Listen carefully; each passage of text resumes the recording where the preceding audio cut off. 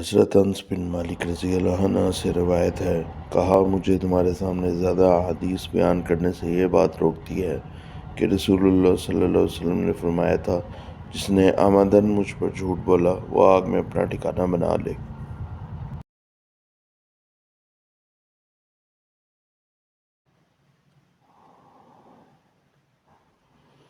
حضرت عبداللہ بن عمر رضی اللہ عنہ سے روایت ہے، انہوں نے کہا جب مسلمان مدینہ آئے تو وہ اکٹھے ہو جاتے اور نمازوں کے اوقات کا انتظار کرتے، کوئی اس کا اعلان نہیں کرتا تھا۔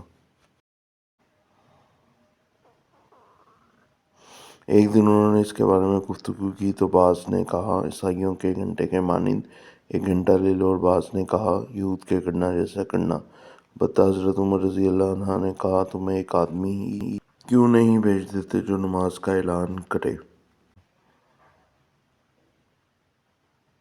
رسول اللہ صلی اللہ علیہ وسلم نے فرمایا، اے بلال، اٹھو اور نماز کا اعلان کرو۔